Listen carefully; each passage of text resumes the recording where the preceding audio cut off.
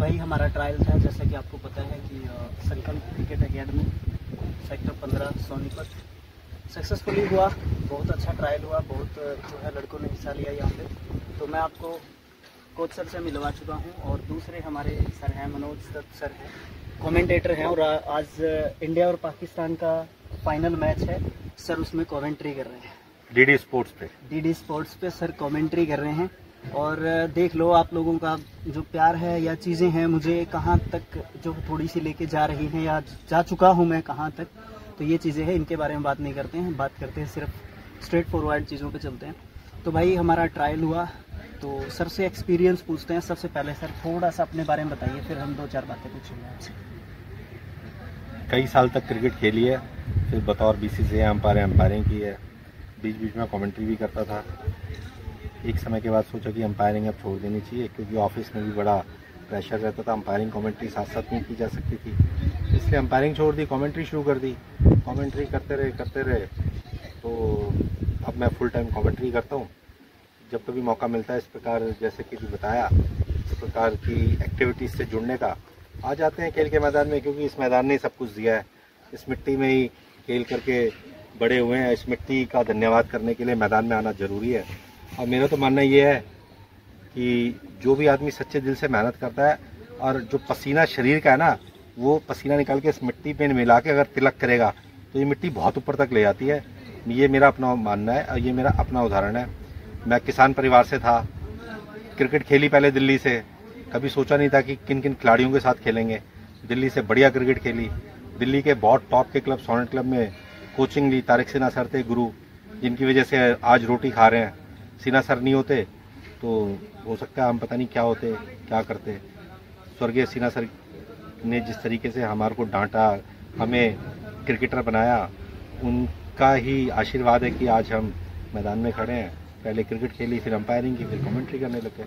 I am grateful to cricket. इसी वजह से ग्राउंड में आता हूँ और क्रिकेट से बहुत प्यार है। सर मैंने जैसे कहा कि शर्मा सर पूरे के पूरे 2.5-3 घंटे ग्राउंड पे रहे। सर कमेंट्री बता रहे हैं, अपना प्रोफेशन एज अ क्रिकेटर। इन्होंने बहुत मतलब क्रिकेट को अच्छी तरीके से ऑब्जर्व किया, जितना कि मैं देख पाया, जितना मैं इन 3-4 घंटे में समझ पाया। और मैंने देखा कि सर बॉलिंग एंड पे थे, अगर मैं वीडियो डालूंगा एक उसमें देखना, सर बॉलिंग एंड पे थे। और जैसा कि शर्मा सर हमें निर्देशित कर रहे थे बीच बीच में प्लेयर्स को, तो सर भी उसी तरीके से निर्देशित कर रहे थे हम लोगों को। बिकॉज आपका खेल एक अलग चीज़ है, बट जहाँ पे आप कुछ थोड़ी सी गलती कर रहे हो उसको सुधारना एक अलग चीज़ है, ठीक है। तो वो वाली चीज़ मुझे आप दोनों इंसानों में देखने को मिली। और हम ग्रेटफुल हैं सर कि आप जैसी महान विभूतियाँ हमारे बीच पहुँची और बाय रोड पहुँचे आप लोग, और आपने इतना टाइम दिया। सर क्या इससे पहले आप लोग हमारे जैसे क्रिकेटर्स का से इंटरेक्ट हो चुके थे, खेलते हुए देखा हो, कमेंट्री की हो, अंपायरिंग की हो, इस तरीके से ट्रायल्स लिए हो? देखिए, दिव्यांग क्रिकेट जो है ना, या दिव्यांग जो खेल है, ये मुझे बहुत पसंद है। मैंने कई वर्षों तक स्पेशल ओलंपिक्स होते हैं, स्पेशल चाइल्ड स्पोर्ट्स होते हैं, उससे मैंने काफ़ी काम किया है। उसके बाद फिर दिव्यांग क्रिकेट, खासतौर से ब्लाइंड क्रिकेट की मैंने बहुत कमेंट्री की है। और जब भी दिव्यांग क्रिकेट से आप जुड़ करके काम करते हैं ना, तो आपको मोटिवेशन मिलता है। और एक बहुत छोटी सी स्टोरी मैंने सारे प्लेयर्स को सुनाई भी थी जिदान की, कि जिदान जिद कर रहा था फ्रांस का फुटबॉल वर्ल्ड चैंपियन टीम का कप्तान, कि मुझे जूते चाहिए। चूँकि पापा खदान में काम करते थे, परिवार बड़ा था, इसलिए रोटी के तो पैसे पूरे होते नहीं थे, फुटबॉल के जूते कहाँ से दिलाएं। तो जिदान रोता हुआ बाहर आया, बाहर आकर के अपने घर के बाहर बैठा तो देखा एक छोटा बच्चा जिसके दोनों पैर नहीं है, बैसाखियों के सारे अपने पिताजी के साथ जा रहा है। जिदान ने देखा और जिदान ने रोना बंद कर दिया। जिदान ने कहा, यार इसके तो दोनों पैर नहीं है, ये इतना खुश है, मेरे तो सब कुछ ठीक है, मेरे पास जूते नहीं तो क्या फ़र्क पड़ता है, नंगे पैर फुटबॉल खेलूंगा।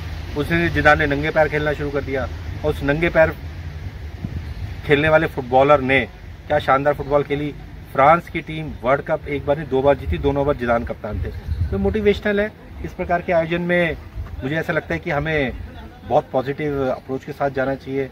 और शरीर की कमी मेरे हिसाब से वो कमी नहीं है, वो चैलेंज भी नहीं है, वो आपके लिए एक मोटिवेशन है। आपका हाथ नहीं है, पैर नहीं है, कैसा भी आपके साथ प्रॉब्लम है, मैं उसको प्रॉब्लम नहीं मानता। मैं सोचता हूँ कि इस चैलेंज को हथियार बना के आगे बढ़ना है। मैंने 2 प्लेयर ऐसे देखे जिनका आधा हाथ है लेकिन उन्होंने बहुत अच्छी बैटिंग की। 2 प्लेयर ऐसे देखे जिनका पैर बिल्कुल मूव ही नहीं होता लेकिन उन्होंने क्या फुटवर्क दिखाया। एक पैर से पैर चल रहा है पूरे का पूरा। एक प्लेयर ऐसा था जिसका आधी उंगलियां ही नहीं है लेकिन उन्होंने क्या बढ़िया बॉलिंग की। तो ये सारी चीज़ें मोटिवेशनल होती है और आज का दिन मेरा बहुत अच्छा रहने वाला है। मुझे पता है मुझे 8 बजे कमेंट्री करनी है लेकिन मैं यहाँ सोनीपत आया हूँ। सोनीपत से मैं नजफगढ़ जाऊँगा वेस्ट, वहाँ से तैयारी करूँगा। शाम को मेरा एक शो भी है पाकिस्तान चैनल पे, उस शो को करने के बाद फिर मैं जाऊँगा हौजकास, कमेंट्री करके रात को 12 बजे वापस आऊँगा। तो ये दिन मुझे पता है आज मेरा दिन बहुत अच्छा रहने वाला है क्योंकि मैंने एक अच्छा काम किया है। सर मेरा तो ये मन है कि इसको है ना एक एज अ पॉडकास्ट मैं अगर लेता ना बहुत ज़्यादा लंबा तो मुझे बहुत ज़्यादा मज़ा आता है, but due to lack of time हम लोग ऐसा नहीं कर सकते। तो sir thank you so much. अगर आप कुछ संदेश देना चाहें। मेरा मानना है कि ना हमें सपोर्ट करना चाहिए और ये जो चैलेंज है ना ये ऐसा नहीं है कि ये चैलेंज आपको भी नहीं आ सकता, ये तो कभी भी आ सकता है। हम दिन भर रोड पे रहते हैं, कब कौन सी गाड़ी हमारे पैर पे हाथ पे सिर पे चढ़ जाएगी तो वो समस्या हमारे साथ भी आ सकती है। इसलिए इसको पॉजिटिव लेना चाहिए, सपोर्ट करना चाहिए। और ये सब हमारे जैसे ही हैं यार, ठीक है। किसी का भगवान ने एक्सीडेंट में एक हाथ चला गया, पैर चला गया या बाय बर्थ चला गया। मैंने निक की स्टोरी सुनाई इनको, आप सबको बताना चाहूंगा। यूट्यूब पे जाके निक डालिएगा और आपको एक ऐसी शख्सियत नजर आएगी जिसके हाथ पैर दोनों ही नहीं है। हम तो भगवान के शुक्रगुजार हैं कि हमारे सब कुछ ठीक ठाक है, लेकिन वो निक जिसके ना हाथ है ना पैर है, सिर्फ बोलता है और क्या बोलता है। तो हमें सपोर्ट करने की जरूरत है। दिव्यांगजनों को प्राइम मिनिस्टर मोदी जी का धन्यवाद जिन्होंने एकदम से नाम ही बदल के रख दिया। पहले कुछ और कहते थे दिव्यांगजन, तो इन जनों के साथ तो हम हमेशा रहने वाले हैं। पॉजिटिव रहें, खुश रहें, मस्त रहें।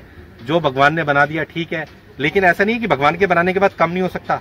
मैंने अभी बोला आपको, हम रोड पे रहते हैं, दिन भर मोटरसाइकिल कार चलाते रहते हैं। इसलिए हमें दिव्यांगजन को हमेशा सपोर्ट करनी है। बने रहिए, सपोर्ट कीजिए और कहीं ना कहीं पॉजिटिव एटीट्यूड दिखाइए दिव्यांग क्रिकेट के लिए। Thank you very much. Thank you so much sir, thank you so much.